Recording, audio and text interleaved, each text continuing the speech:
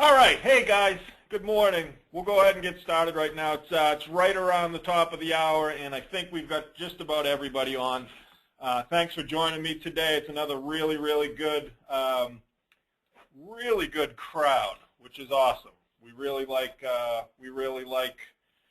doing these webinars, especially when there's lots of people on like there have been the last couple of weeks. I don't know if it's because of the weather, where everybody's kind of been inside, or there's or maybe we're just getting good at it. That could be the thing too. So the last couple of webinars, we've been maxed out at 100 attendees, and we're not quite there with today yet, but my guess is that we'll get there as we continue to move on. So today's Lawn Care in the 21st Century webinar series is going to be about your sales process. The last webinar that we did last week was about your marketing plan, and today we're going to do a follow-up on how to actually convert all of the leads that you generate as a result of your marketing plan. It's as important. A couple of things before we really get rolling here. All of the previous Century 21 webinars that we've done are posted on the Be Safe Lawns dealer blog. If you want to get to that, just and you don't want to remember this URL, go to the BeSafeLawns.com site, click on the Become an Applicator tab, and then click on the blog from there. You'll be able to find it right there. A couple other housekeeping issues. This will be our last webinar for a couple of weeks anyways. We don't have anything scheduled at the moment. Next week we'll be at New England Grows, so if anybody is planning on attending New England Grows, stop by and see us. We'll all be there. And then I think maybe we'll do another one after that. This is the conclusion of our January series, mostly about marketing for the most part. We did one on organics, but this will conclude this segment. And if we do more, because these were really successful, maybe we will do more. We'll get word out to you. But I know you guys are starting to get real busy too. So a little bit about me for those of you who haven't been on the webinars before, although I'm guessing at this point most of you have. But my name is Tom Kelly. I work at Be Safe Lawns. I'm the founder of the company. I've been in the lawn care industry for a long time. Going back to when I was a kid, I worked for a company called Barefoot Grass Lawn Service, and that's all I've ever done. So been around the block a few times, as they say. If you want to follow us on any social media or on Facebook, we have a goofy site called the Autoresponders where we kind of mess around a little bit, have a little bit of fun. We were featured in Entrepreneur Magazine last summer as being a disruptor in our industry, which got us a good amount of publicity, but it also defined what we do here at Be Safe Lawns. We try to do things a little bit differently in an industry that's been rather stale over the last 30 years or so. We're trying to change things up and help our applicators create nice lawns a little bit differently. That's all. We don't want to use as much chemical fertilizer. We want to reduce pesticides. We don't want you to confuse us as anti-pesticide zealots or crusaders.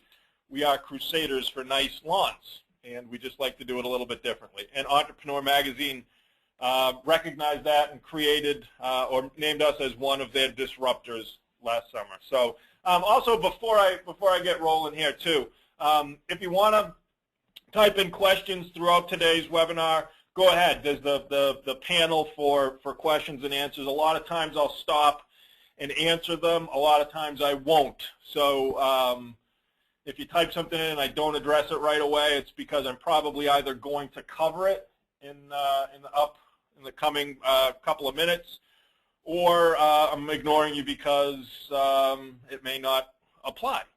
But please don't be afraid to type things in. A lot of times we get a lot of good questions, and it's helpful to kind of define the direction of the webinar. So at the conclusion of the webinar too,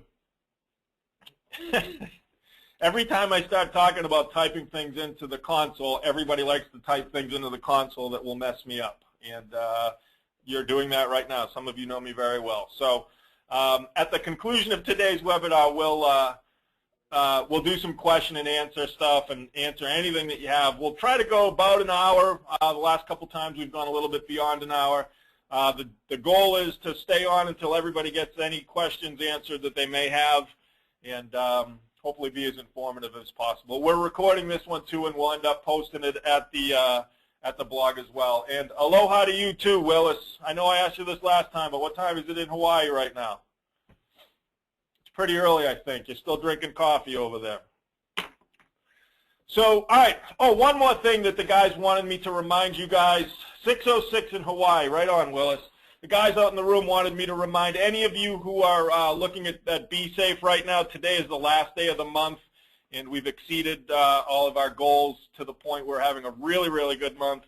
And Dick, Jeff, and Scott wanted me to mention that now, and they are they've got a couple things going on with you. If you were considering joining the Be Safe network and they had arranged certain things with you towards the end of the month, get with them today because it is the end of the month. So that will be the last plug for the day. So today we're going to talk about your sales process, and what your sales process is different than marketing. They're two totally different things. Last week we talked about implementing your marketing plan, or I should say creating your marketing plan, and then the implementation of your marketing plan. And all of that is good and well as long as you're able to convert all of the leads that you generate as a result of your marketing plan. And that's not just going to happen automatically. It's only half the work. In fact, it's probably only about 30% of the work. The rest of it is action you need to take to make sure that you convert those leads to sales. Like I said before, it's not something that just sort of happens. You need to implement a legitimate and significant process to make sure that whenever you do get a lead as a result of the marketing plan that you put together, that you're able to close it. And it can be a complicated process. It's something that you need to kind of bear down on. Again, it's something that you need to have planned, and you need to execute it. And that's, for those of you who know me, in regards to execution of planning, that's where I sometimes get frustrated, because we all talk the talk. We all plan all day long. We talk about really good things, but sometimes when it comes to taking that next step, that's where we fall apart. We have to actually do what we say we're going to do, and if we don't do anything, nothing will happen, right? So that goes back to the quote I've been using a lot about success being 80% just showing up. So as long as you do something and you execute some of your planning, you're going to be successful. If you don't do anything, you're going to fail. So part of your sales process revolves around just doing it. You really just have to do it. And I thought this was kind of a funny little cartoon that I found as I was looking for graphics to steal from people for the webinar. But it talks about your sales process and how it can become complicated. Don't let that get in the way. The goal is always to make sales. Don't focus so much on your process that you lose sight of what you're trying to do. The goal is just to make sales. Execute on what you've done for marketing. So when we get going here in regards to how we're going to put that system together and how we're going to measure that system, because what's measured is managed, right? We've talked about that before. You need to measure everything and test everything, and what's measured is managed. The most important tool or the most important metric in your entire process in regards to marketing and sales is your closing percent. Okay, we can talk about response rate from certain lead sources. We can talk about any other metric, but the most important metric in your sales process is closing percent. Does everybody, or does anybody know what closing percent is? Yep. So the more fluent your process is, the more dedicated you are to your process and to your system, the higher your closing percent is going to be. The higher your closing percent is going to be on certain or all leads that you generate, the more sales you're going to make, right? That's not freaking brain surgery. And the more efficient your marketing becomes. So sales and closing percent on those sales is something that you need to measure all along, all the time. So what is that closing percent? So your closing percent is the number of sales that you've made divided by rejects plus sales. So the number of sales you made in any given period, and it could be the whole year, it could be that day, it could be the hour of the day, those sales divided by rejects plus sales. That's your closing percent. The higher your closing percent is, the more return on investment you're going to get. So let's kind of nail this down a little bit. Your closing percent is essentially the number of customers who choose to use your service as a percent of people who've made a decision regarding leads that you've run. Closing percent is not the number of sales in relation to every single estimate you've ever done. It's the number of sales in relation to those who've made a decision on that. If you want to talk about the grand total, sales to the total number of leads that you've run, that's disposal percent. That's two different things. We like to look at closing percent because it's going to help us manage our business. It's going to help us project what we're going to do. It's going to help us make decisions not only on certain lead sources, but on even drilled right down to salespeople.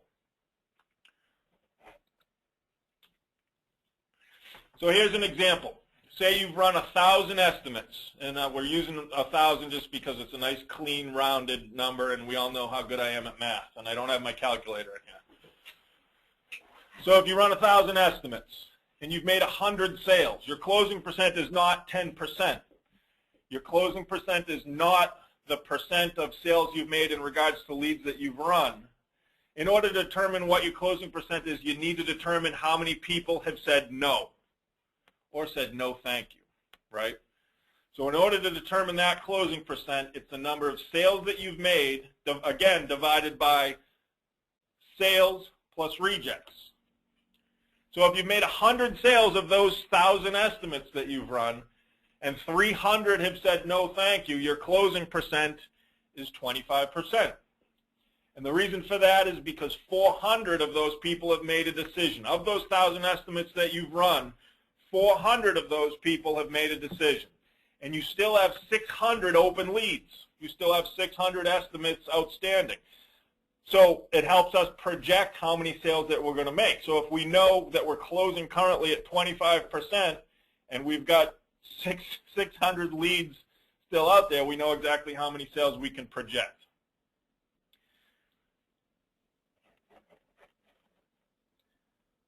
You need to be tracking your closing percent on every single lead source that you run, meaning whether it's telemarketed leads or direct mail leads. Remember last week when we went over all of the different lead sources, we talked about print ads, pay-per-click, social media, all those different lead sources that we want to spread out as much as we can. We need to track what the closing percent on all of those are for several reasons. One, if it's an ongoing sort of campaign, if your closing percent sucks, you want to think about making an adjustment on that. If it's way below what you've budgeted, you want to try to kind of change things up a little bit, or you may want to eliminate it.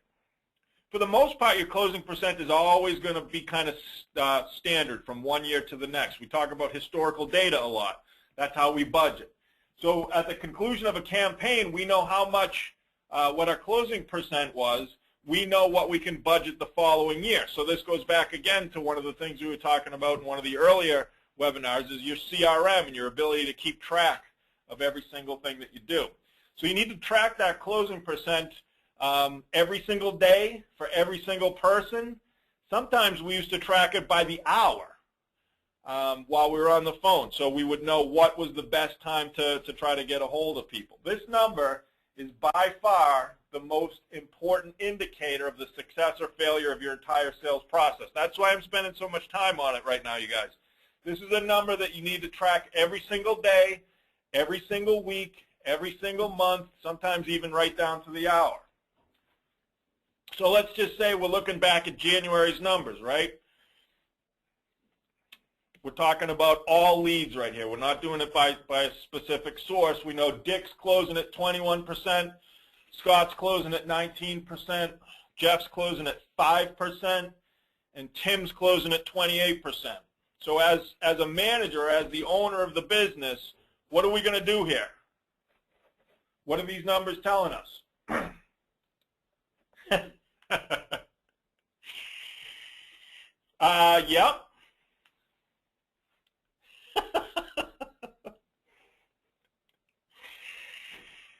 I'll read some of the answers because that obviously it's what I expected. Jeff, who's on, says, "Hey," with a exclamation point. And the rest of the responses are fire Jeff, Jeff needs help, fire Jeff, get Jeff some training, fire Scott, tell Jeff to work harder.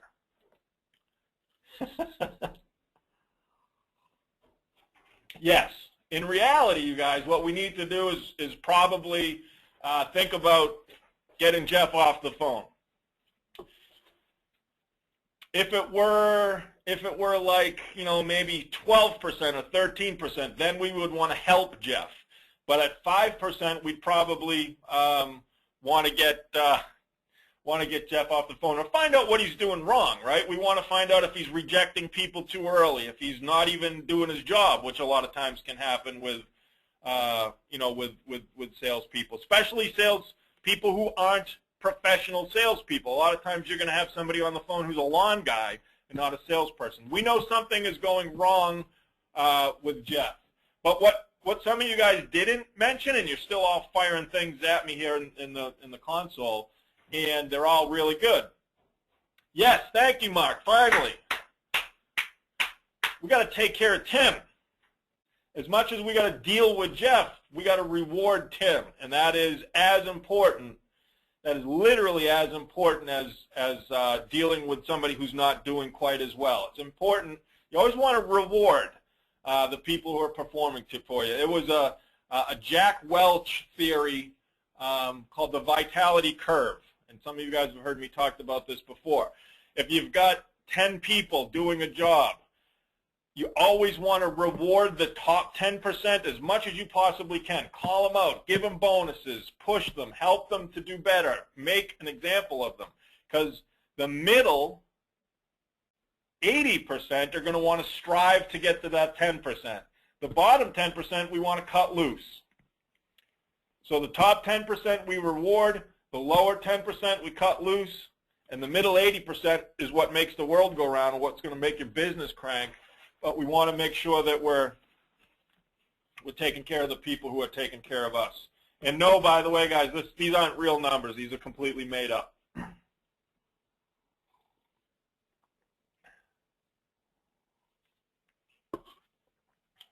All right. Get it? Closing percent is important. Agree?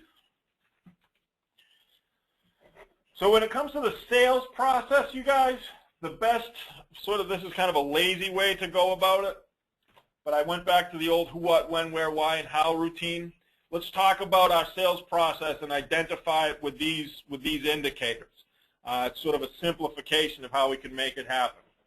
So when it comes to your sales process, and again, we're not talking about marketing here, we're talking about what happens after marketing, because it's as important. So when we talk about who's going to make the sales? Who's the salesperson, or who's the salespeople? Who's going to run the leads? Who's going to take the call when the phone rings? Who's going to answer emails? Who kind of is in charge of distributing prospects to the salespeople? Is it just one person doing everything? Every time you generate an estimate, it needs to be assigned to a certain person. Each salesperson or each person in your process has to own their prospects. You can't have more than one person calling different prospects or trying to make a sale, because what's going to happen? It's not what you think is what's going to happen. It's not going to be that everybody's going to, that multiple people are going to be following up too much. It's that at the end of the day, you're going to have people pointing their fingers at each other saying, I thought you were doing that. You can't have that. At the very forefront of your sales process, you need to determine who's involved with it. Who's the salespeople? Who's going to run the leads? Is the people running the leads the same as the salespeople? Who's going to answer the phone? Who's going to answer the emails? Who's going to distribute those leads? Who's in charge of the whole thing? It kind of sounds simple, you guys, but trust me, you really need to kind of square this away, Can most of you answer these questions right now?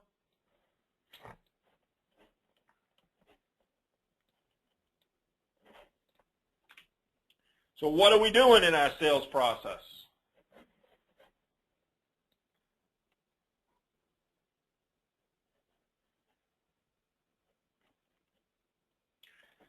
I can't take credit for this line. It's a line that was used at Lawn Dog, but I know it was borrowed from somebody else prior to that. During your sales season, which is right now, it's really the kickoff of your sales season, we're answering the question, what? What are we doing?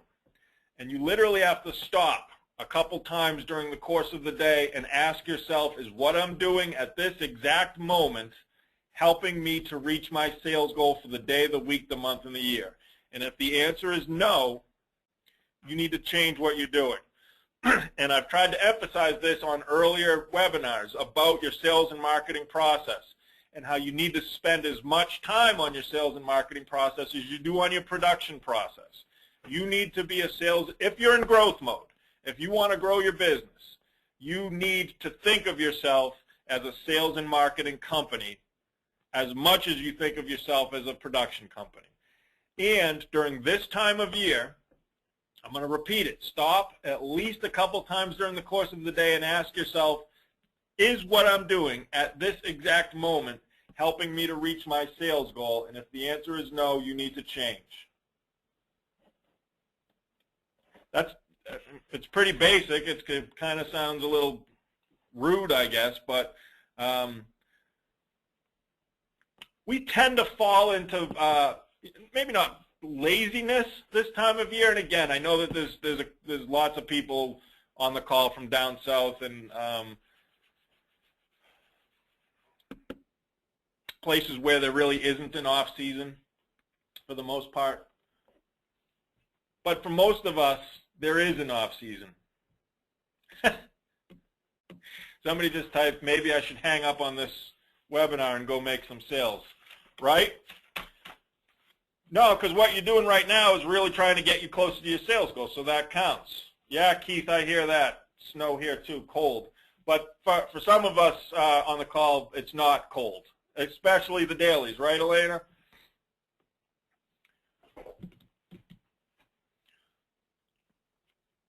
If you're wearing that many hats, so then what? Elena, in your case, you're one of those companies that are a little bit different because you don't have that much of an off season, and you want to think about trying to be able to bring somebody into the mix who can take control of the sales. Because if you are wearing 10 different hats, it's going to kind of reduce your effectiveness. But a lot of other people are typing in, what about the snow? Snow is taking up most of my time. Well, if you're in growth mode, you should either have somebody else be in charge of the snow, or you should have somebody else be in charge of the sales. And you should be in charge of the people who have things that you put in charge of. I know it's a heck of a lot easier said than done. Trust me, I know that, right? But if you've got a lot of snow out there, you should have somebody who's in charge of the snow department. And then you should have somebody who's in charge of your sales department. I know that that's perfect world crap, but that's, let's pretend.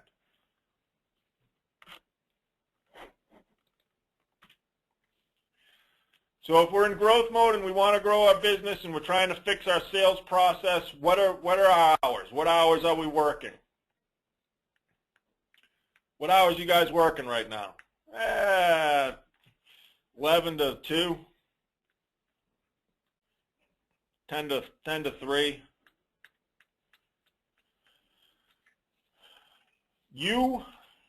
If you're one of your salespeople, if you're involved in the process, you need to be second shift, or your sales department needs to be second shift right now, because that's when you're going to be able to get a hold of people.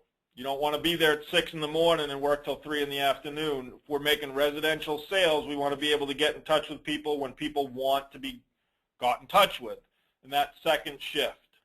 So you want to work from,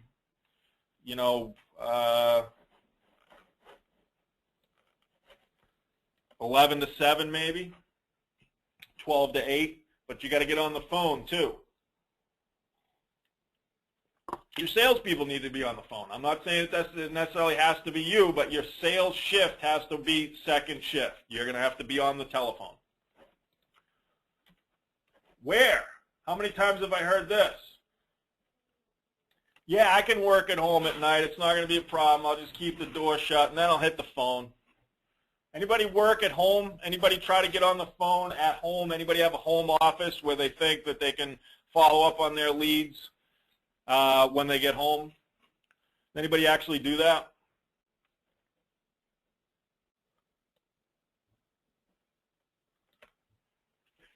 Keith, the answer to your question is be safe. B-E-E-S-A-F-E. And you didn't throw me off. Most people can't work at home. Most people have a hard time working at home, and especially if you've got kids, it's not going to happen. And if you think it's going to happen, okay, maybe you can work for some people, but not for everybody. You're best in an office in a structured environment. And again, let's be straight here. We're not always talking about just us. You know, if you've got a sales department, whether it's 2 people or 20 people, they need to be working second shift and they need to be working in your office. You don't want to be working at home. Well, you can work at home. You don't want your salespeople working at your home, right? Why? Well, there's lots of reasons why. Not the least of which is why not. But sometimes during the sales campaign, it's really one of the biggest times where you're questioning what you're doing, especially if you're working second shift, especially when we get closer to spring and it gets really, really busy. We talk about sometimes how you walk through the door in the morning and then you walk out the door at night, and if somebody asked you what you did all day, you wouldn't be able to really answer the question. You just know that the minute you walked through the door, things were out of control, and by the time you left, they remained out of control, and you're planning on them being out of control again when you get back in the morning. If you don't know what I'm talking about, you need to ramp it up, okay? If you're going to be in growth mode, things are going to get hectic. You need to have a million moving parts going, and your sales campaign kind of is just, you know, it's an explosion of lots of different things going on. And when you come out on the other side, hopefully you will have reached at least to a certain point of the goals you set, but you always want to kind of set stretch goals, and it gets crazy. If your life isn't crazy during your sales season, something's wrong, okay? Something's wrong, and you need to kind of crank it up a little bit.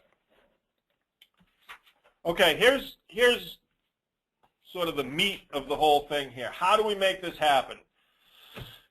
Everybody following me so far with some of the things? I don't think that everybody likes hearing them, and actually there's lots of people disagreeing with me, and that's good too, right?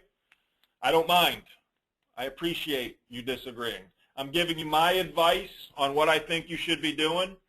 I'm telling you how I always did it. I'm telling you how a lot of the big companies do it right now, and I think what was the title of our marketing webinar? It was how to compete with the big guy, or how to write a marketing plan that competes with the big guys.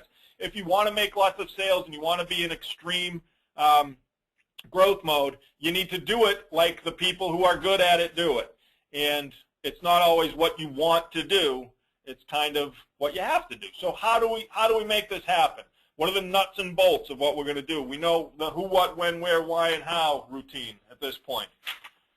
But how do we execute our actual sales strategy? Once we develop and generate leads, how do we actually make sales from them? And I want to emphasize again, 2 totally different things. If you're going to make an investment in generating leads, you better make an investment at least mentally or operationally in how to convert those leads, because you're going to waste your money if you don't have a plan in place to be able to make it happen. So how the heck are we going to do this? We'll talk about quote delivery, okay? We'll talk about how we get those estimates into the leads that marketing generates. How do we deliver these estimates? There's instant quote delivery, there's responsive quote delivery, and then there's old-fashioned or the old-school quote delivery. I found I was looking for the old lawn inspection report. Everybody knows the old lawn inspection report. I was Googling images for that, and the closest thing I could find was the True Green and you can't really see it very good on there, but you know, when we advertise, let me come out to your house and I'll inspect your lawn, the old lawn inspection report, sort of old school. And then how do we follow up on these quotes? What do we do to be able to follow up on them? Both of these issues are extremely important, because the more responsive you are to a lead or estimate request, the higher your closing percent is going to be. Remember, in today's day and age, we work on ease of use and speed. If somebody wants an estimate, 9 times out of 10, the first person to get that estimate in their hands is going to win the job regardless of price. We talked about that last week. If you have a customer that is trying to get an estimate from 3 or 4 different companies,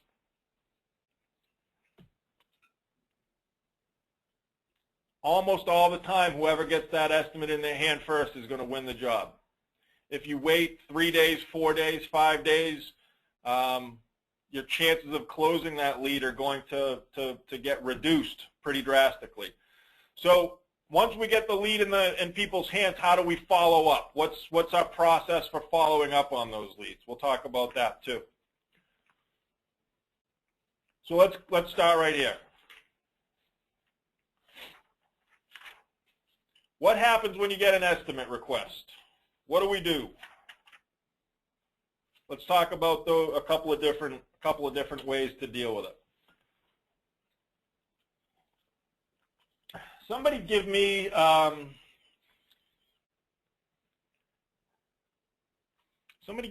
source of a lead source where we'd kind of, how about an electronic lead source? Somebody give me an electronic lead source. One way that a potential customer would contact you, not on the telephone, but electronically. Yelp is one, yep. Contact form, web form is one, yep. Through the website is one. I'm trying to trick you into something here. Through the website leads. How about, what the heck was that? My phone's freaking out. Can everybody still hear me?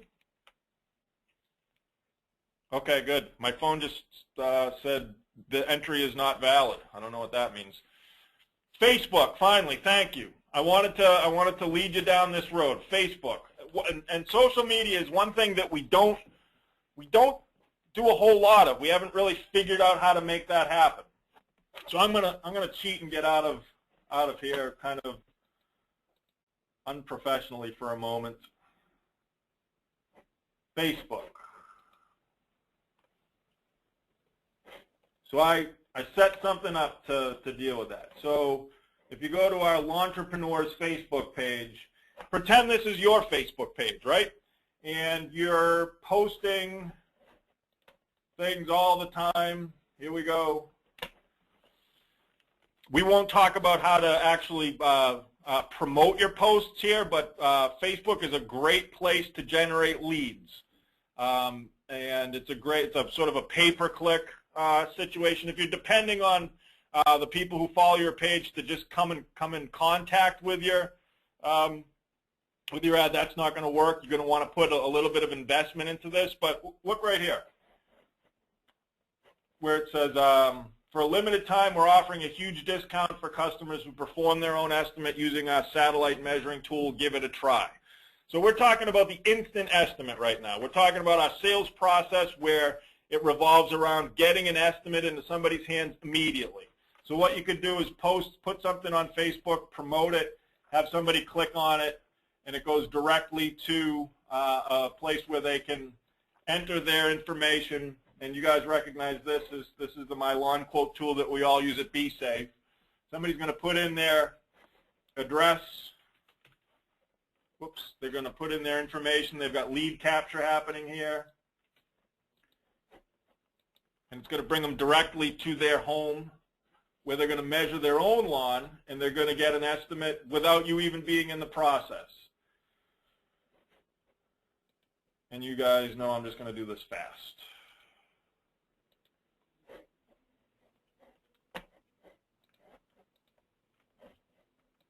So this is our sales process that we're not even involved with. This is marketing doing its job, and this is the execution of a sales process without a whole lot of interaction. The reason I'm bringing this up is because we have to have at least 3 different ways to make it happen, and this is the instant way to make it happen. If you can get any sort of electronic type of lead source out there, and we had many that we talked about in our marketing processes last week, and you can have them linked to a situation where you're not even involved in the process, we're generating an estimate right away. And yes, I know that there are people who have concerns with this, and we're not here to try to figure out what to do in the event. To answer some of your questions, there's the terms and conditions, and I know that not a lot of you love the fact that people can measure their own lawns, but there's a terms and conditions that kind of help you with any issues in regards to under measuring or whatever. So the instant measurement is something that you need to begin to integrate into your process right away, and the reason why you need to do that is because the big guys are doing it. The big guys are doing the same thing. They've realized that the times have changed, and you've heard me say this before too. We're not sitting at the table having cups of coffee with our contractor anymore. We want information, we want it quickly, and we want ease of use. This is a way to do that. So the next lead source, or the next way to integrate something into your sales process, is the responsive method. How are we super responsive? We've got our instant measurement. How have we got a responsive measurement? C3, you'll get that in a minute. People are making C3PO comments. You'll get that in a minute. Sorry. One of the disadvantages of going outside of my PowerPoint presentation is that you get to see my own personal computer. And yes, that was a picture of C3PO. Instant quote delivery, the do-it-yourself estimate. That's what we just did. How about the next phase, the responsive estimate, where we want to get it into their hands ASAP? So let's try another one here. What's another source where somebody might contact us? Referral, right. So it says a referral estimate. Somebody calls us up and wants an estimate. What do? Saw a truck. That's another good one, right? So if somebody's going to place a call to you and say, I'd like an estimate. Now again, I'm going to go out of the thing here. I'm going to go into my dashboard. Somebody wants an estimate, and I want to get it to them right away.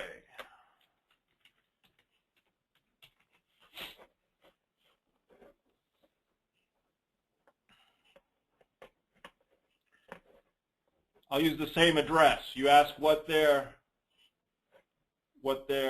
address is. Put it in. You can measure their lawn. Sort of the same way we just did that last time. I'm going to go fast.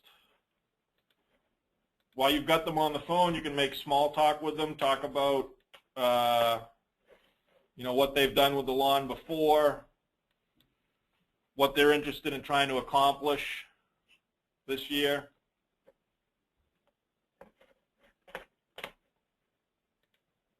Try to talk and chew gum at the same time. In the interest of time, guys, I'm not going to follow through all the way with this, but you get the point. So what we're going to do is we're going to, instead of actually trying to get out to their property over the course of a couple of days, we're going to use this tool to email them the estimate ASAP, and we're going to attempt to close the sale right on the telephone. So far, we've talked about ease of use, reaction to a request for estimate, try to get that information in their hands as soon as we possibly can. I think that's really important in your sales process, the way you react to a request for estimate. And then, you know what, there's that old school method that we talked a little bit about, the lawn inspection report. Don't overlook this, you guys. When somebody requests an estimate, not everybody is going to want you to be able to kind of ignore their property. There is still a large contingency of people who want you to come out and meet with them. Now, of course, you're not gonna the old cup of coffee routine. You probably aren't going to be meeting with people and discussing things the way we once did. But a lot of times people do want you to come out to their property and inspect it and look at it and make customized recommendations. It is my opinion, you guys, that you want to get away from that. We're talking about quantity. We want to generate as many leads as we possibly can. We want to get them into people's hands as quick as we possibly can, because the more responsive and reactive we are to those requests that our marketing department has put so much of an investment into generating, the more sales we're going to make. Now, that's sort of a macrocosm of your entire campaign, you guys. There's still going to be the people who or the potential customers who would like you. I mean, how many times have you heard this? I got bare spots. Oh, yeah, okay. Like, you can't answer the person what they should do with their bare spots over the telephone. They want you to come out and look at the bare spots. Now, you know what you're going to do with those bare spots. You know what the canned response is to bare spots. But for some reason, that customer wants you to come out and inspect the property, and that's fine. That's absolutely fine, and you should. You have to. You can't ignore that. I want to back up. You guys just asked dozens of questions. So before I move on to follow-up and how we build into our systems, how we follow up on these leads, I kind of want to back up and answer some questions because there were quite a few, like 20.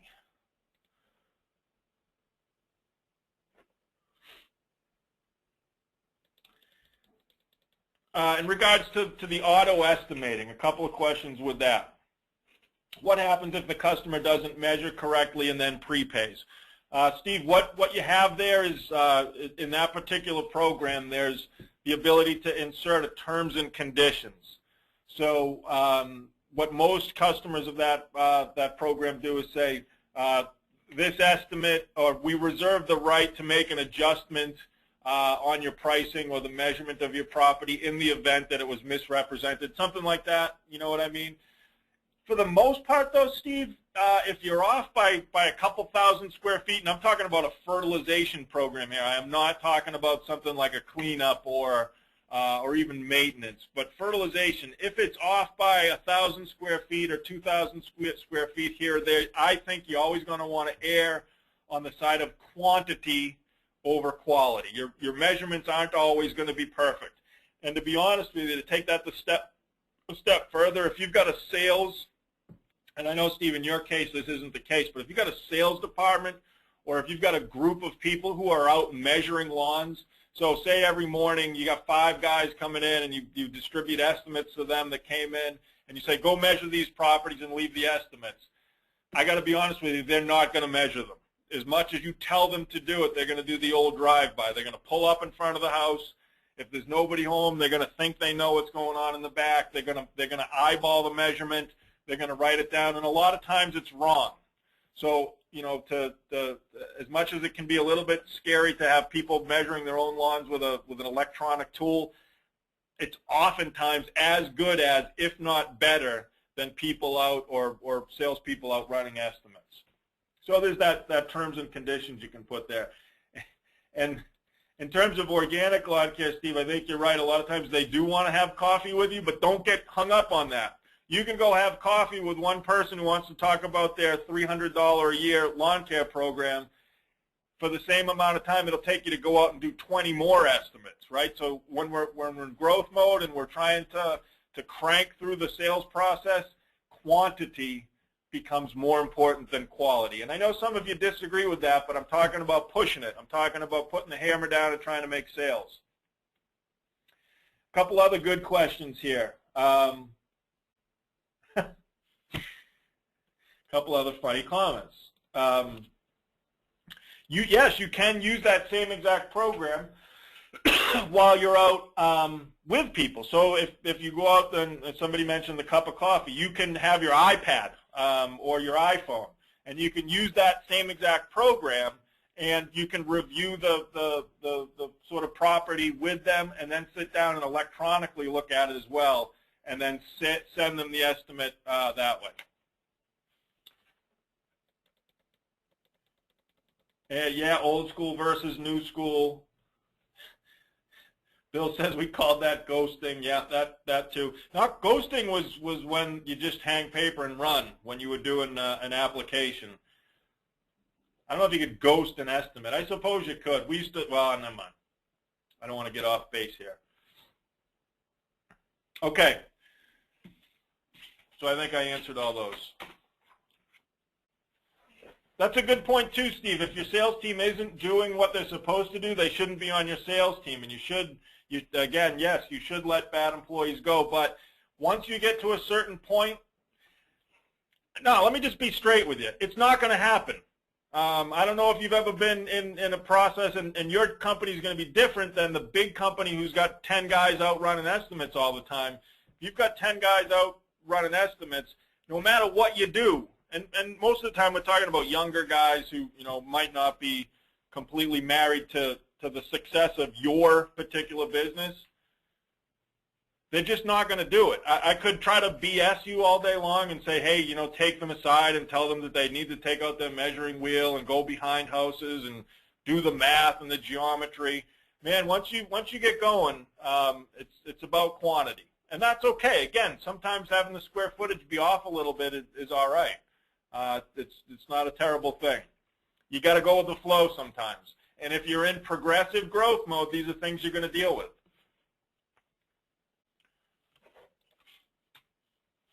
So let's talk about how we follow up now, all right? So we talked about 3 ways to get estimates in people's hands as a result of your marketing work. Sales is different than marketing. Your marketing campaign generates leads. One way to get the lead in the person's hand is instantly, where they do it themselves. The second way is to get it in their hands responsively, meaning that you're able to email it to them one way or the other. Don't forget, guys, over the course of years, you're gonna build your database too. You're gonna know what the size of the lawns are already. Remember, every year to year, you want to keep your list. You want to make sure that if you've got a home, you know what the measurement is. We're not just talking about this year. We're talking about next year and 5 years down the road. So you keep track of all that stuff. If you've already got all the information in your list, on your list in your marketing universe, you can send out estimates because you've already measured the property. So responsive estimating is being able to get that estimate in somebody's hand faster than your competition, and that's important. That's what's going to drive up closing percent. And then finally, the old school lawn inspection report, which is still something that you're going to have to do, and you should have your own internal forms to be able to do that. That's going to the house and leaving the estimate. You always want to leave a brochure and an estimate form, 2 separate things. So that's your sales process in regards to getting an estimate in people's hands as a result of marketing. How do we follow up? Getting the estimate into people's hands, into your customers' hands, is half the battle. Probably not even half the battle. That's the easy part. The faster you do it, the easier it is for them to be able to understand it, the easier it is to make a sale, but it's not a gimme. You need a system in place to be able to follow up with these people to make sure that you can close the sale after the fact. You always want to try to close that sale at the time of the estimate, and that's sort of the way things have changed too recently, in recent years, is that you want to generate sales, not generate leads, right? So you want to try to close that sale with the first touch. Your marketing generates the interest. Your sales close the lead when that interest kind of comes to you. But not everyone's going to do that. It's not a perfect world. So here's C3PO. Couple different ways we're going to follow up. We're going to follow up on a personal level, and we're going to follow up electronically. But from a personal level, once we do an estimate, what's our strategy? What's our method, right? It's not just, hello, I did an estimate yesterday. You want to sign up? That's not going to work too well for you. It's going to work, if you could do that, that's going to work better than never calling. But you need to follow up, and you need to have a way to do it. First off, on the telephone.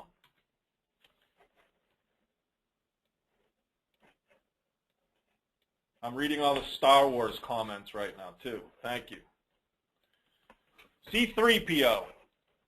Confidence, persistence, polite, personal, and organization. C, 3 Ps, O. Always be confident.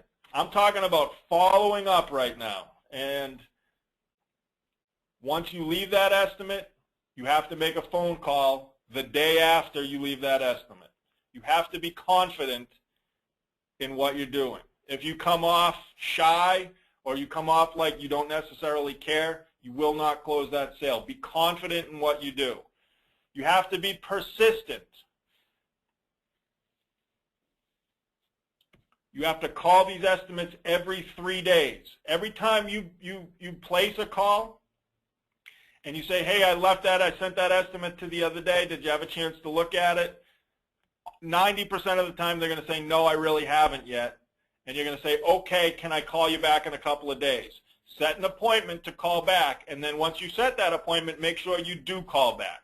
You have to call back when you say you're going to call back, and you begin to build relationships that way. You have to be polite on the telephone, too. It has to be Mr. and Mrs. and please and thank you.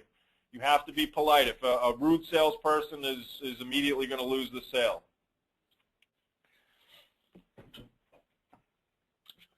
John, that's not necessarily helpful at the moment. Thank you.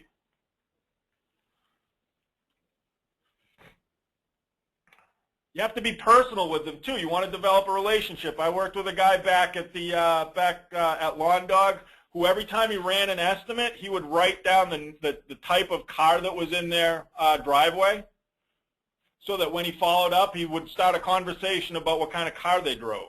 And he began to build a relationship with them based on that sort of thing. It was just one small thing to talk about, especially if it was a different kind of car or a cool car, whatever. He'd build a relationship with that person immediately based, obviously he wouldn't remember running the lead, but he'd write, whatever, Volvo in the driveway.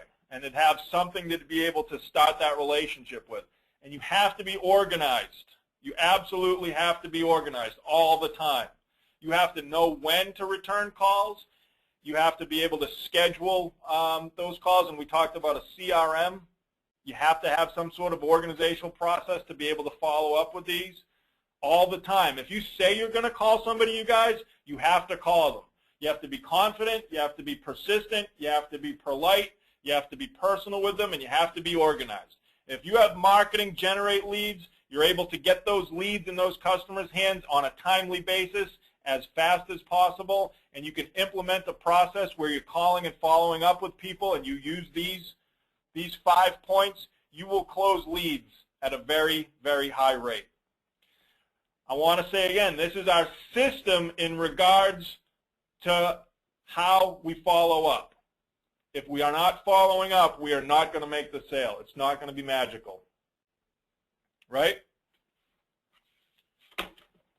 In addition to your personal follow-up, you need to have an electronic type follow-up situation too, lead nurturing. Every time somebody gives you permission to contact them, you kind of have to take advantage of that.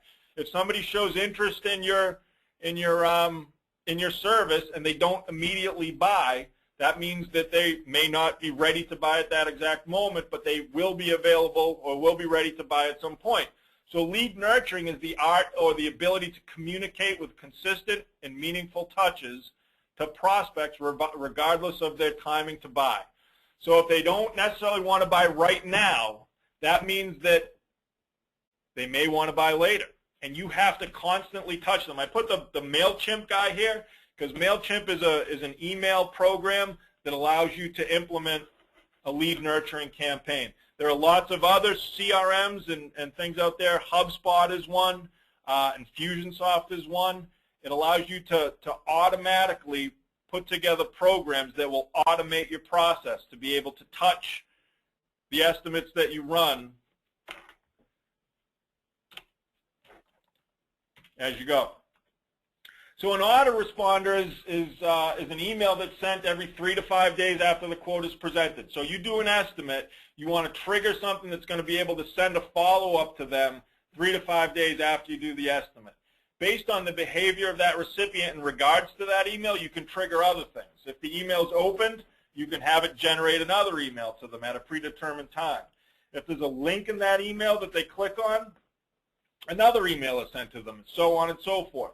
That has to be interwoven with content, and we'll talk about that in a minute.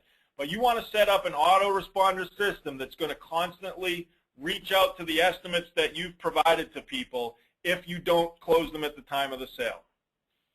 I'm trying to cram a lot of information into a short period of time here. Guys, this is sales training that at times could take, a couple of days. So if it seems like a lot, it is a lot.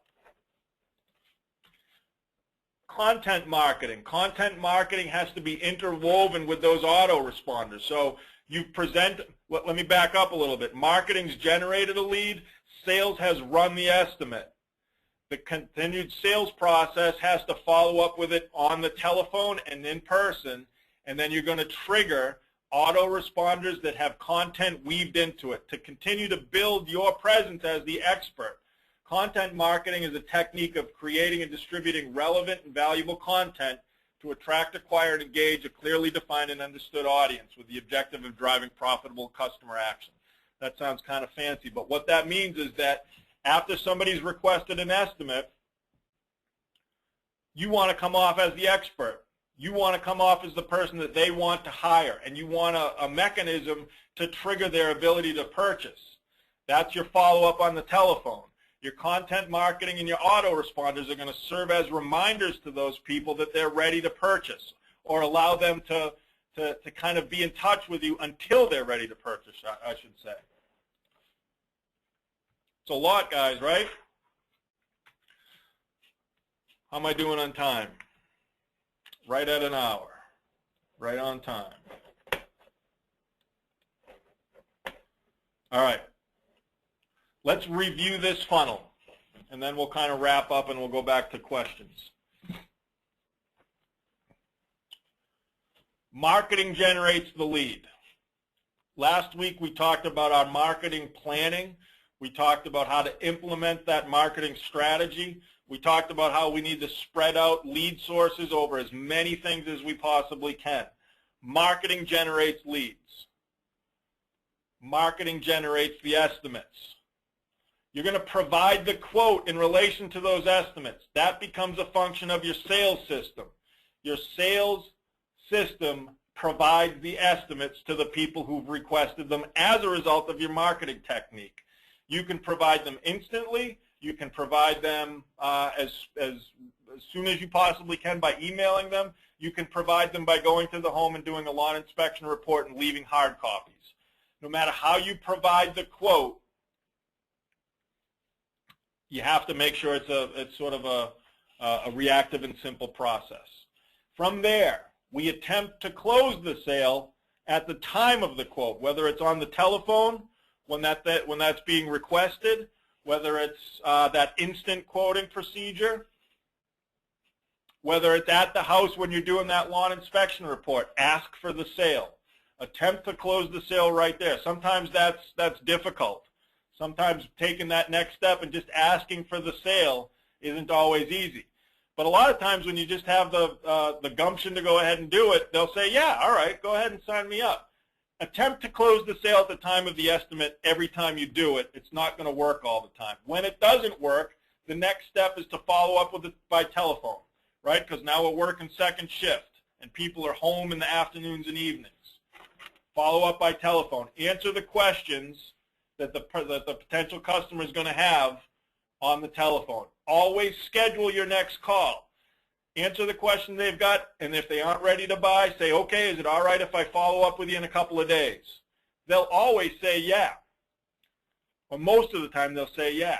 Then you diary the call for 3 days, and when that 3 days gets to you, you call them again and say, hey, I just wanted to follow up with you again like you asked me to. Because at the time of the previous call, you asked if you could call them again. They said yes. You continue to build that relationship. That's going to go on at sometimes for weeks and months. If you're generating leads now in February, whether it's a reject or a cancel lead, that process could continue all the way through April. From there, we want to integrate our email autoresponders and our content marketing. This is not a personal way to do it. This is an electronic way to do it. This introduces additional touches along the way. A lot of times, guys, you'll make that call that you've scheduled with them, and they'll say, hey, I just got your email. Yeah, I did have a problem with crabgrass last year because in your content marketing, you're going to address some of the concerns that you know they're going to have. So one of that first, second, third email might be about how you're going to deal with crabgrass. Then you place that call, and they'll say, hey, I got your email about crabgrass. That makes a lot of sense. You've got a conversation going. You're going to close the sale.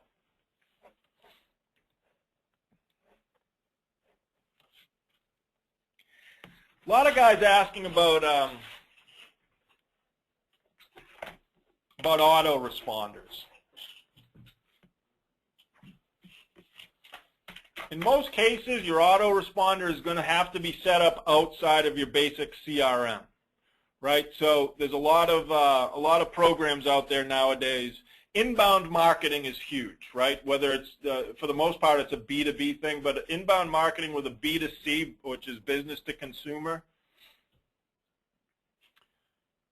Inbound marketing is the latest thing. So it's not like it's difficult to generate leads by cold calling. Telemarketing is gone. So inbound marketing is all about being able to get in front of people and present yourself as an expert so that they trust you when they're ready to buy. You do that by building a list, first of all, and we talked about your lists last week during our marketing program. Consistently being in touch with your list, becoming that expert. So there are lots, I guess my point is that there are programs out there that will do that for you. And Infusionsoft, HubSpot, we've got a couple of BSafe guys who use Infusionsoft, and it will automate everything for you.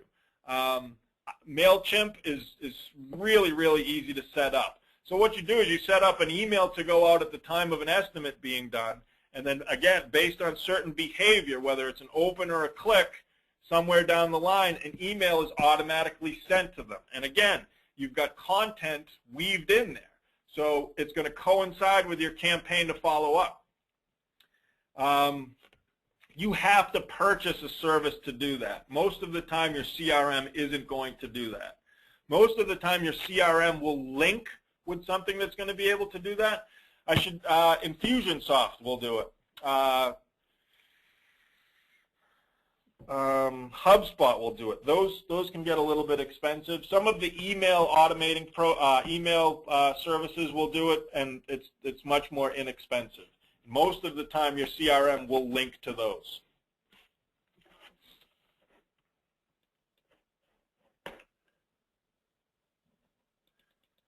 People asking about Service Autopilot. I don't know the answer to that off the top of my head. I bet you Service Autopilot does have a nurturing campaign. If anybody's using Service Autopilot, let me know. Does anybody know? Does Service Autopilot automate marketing and lead nurturing for you? I'll bet it does. I haven't used it directly, and I haven't talked to Jonathan or anybody over there in a while, but I would be willing to bet that it does. Guys, I'm over an hour. Any questions? I know there's lots here that I kind of glazed over, but hopefully I was able to answer most of them. Any other questions?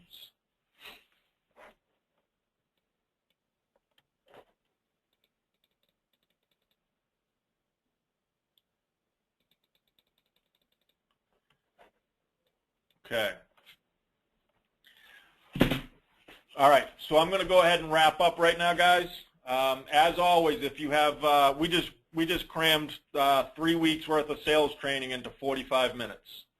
If you're implementing a sales campaign, if you've made an investment in marketing, you have to be able to implement a system that's going to capitalize on that investment you made in marketing.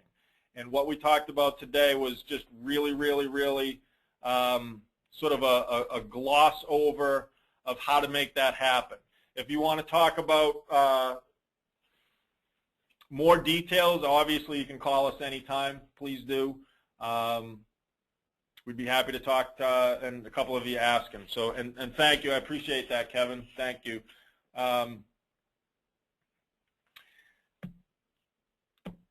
Be safe. Again, I already mentioned this once, but they're asking me to mention it again. It's the end of the month. It's our final day of the month. So if you've talked to any of the guys out in the room and you've got something kind of negotiated with them about bringing people on, it is getting towards that deadline as the last day of the month. So I recommend that you contact whether it's Dick, Jeff, or Scott to kind of get that finished up. I would suggest it.